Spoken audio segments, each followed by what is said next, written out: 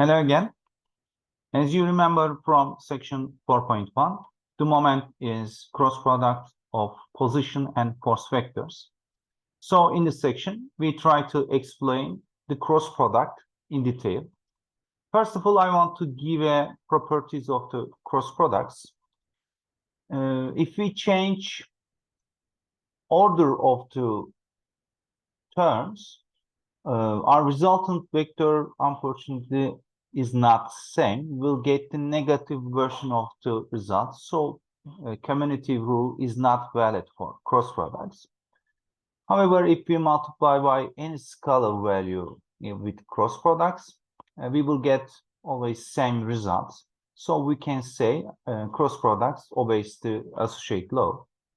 If we try to compute, maybe you remember from section 4.1, compute the magnitude of the cross products is equal to scalar version of the vectors times sine theta. Here theta is angle between two vectors. So we try to, if we try to compute two cross products in detail, in general representation vectors, we have three components. X, Y, and Z components in Cartesian coordinates. So to compute the cross products, we will multiply 6 terms one by one. So after this multiplication, we will get to 9 terms. As you remember from previous slide, cross products obeys associate law. That's why we can move scalar's term to the at the beginning of the multiplication as follows, and we can clearly see and cross products of the unit vectors. I want to start with the cross products of I, JJ, and KK. And from first slide, the magnitude of the cross products is scalar version of the vectors times sine theta. Theta is the angle between vectors. So these two vectors are same. That's why angle between two vectors is 0. That's why sine 0 is 0. In other words, that multiplication is 0. So we can remove these three terms. So at the end of the remove, our number of terms becomes 6. So then we will continue the other unit vector cross products of other unit vectors.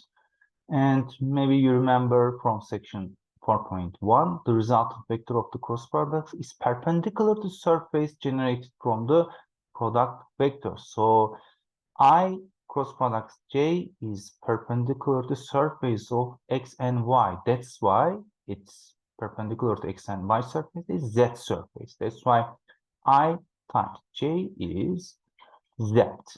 So K should write K in here. But in order to get to way of the cross products, we will use the right-hand side rule. Let's try to generalize that cross products. For example, I times J, we say K, that's equal to also minus J times I. Similar to other versions, J times K is equal to minus K times J is equal to I, and K cross products I is equal to minus cross products of I times K, that's equal to J. And these 6 multiplication is very hard to remember. And in order to help to remember that multiplication, we can draw a circle. If you follow to orange line, in other words, IJK line, we will get the positive value. If you follow to blue line, JIK direction, we will get the negative version value. So, for example, I times J is we follow the orange line. That's why we obtain the positive K. For example, if you multiply by I times K, you follow the blue line. That means the negative J. At the end of that multiplication, we can substitute our general representation and our cross products becomes as follows. Then we substitute these terms and we will take parentheses of I, J, and K, and at the end of that parenthesis, we will get the final version of the cross products. As you see, that multiplication is very long and easy to make a mistake.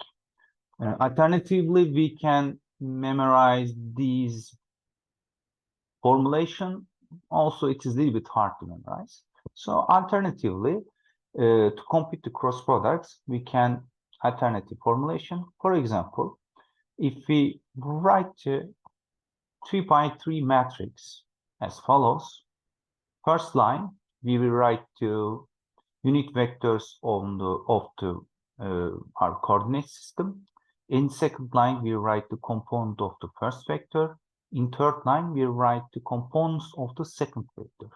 Then if we compute the determinant of this 3 by 3 matrix, we will obtain the cross products of these two vectors.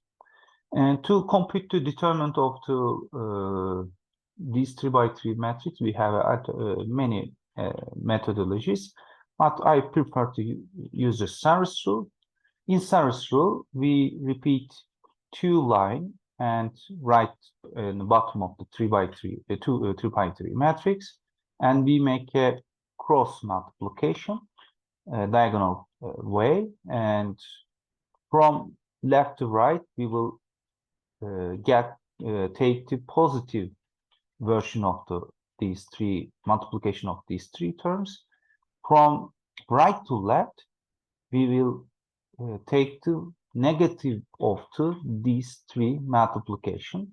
After substitute of 6 terms, we will get the final result of the cross product. Let's try to make a practice in this with example 4.3.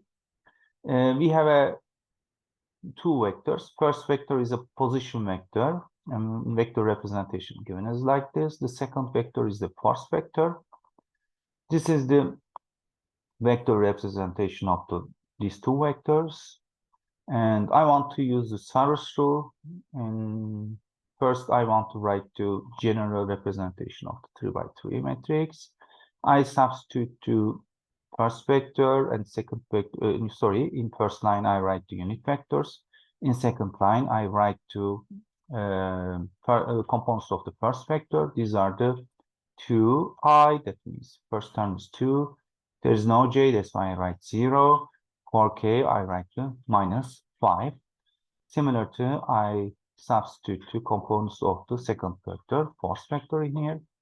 I repeated first two lines. I make a diagonal computations, multiplications. In first diagonal multiplication, we will obtain 0 because there's a 0 in here. In here, 2 times 40, 90k, 80k. 20 times -5 is equal to -100j.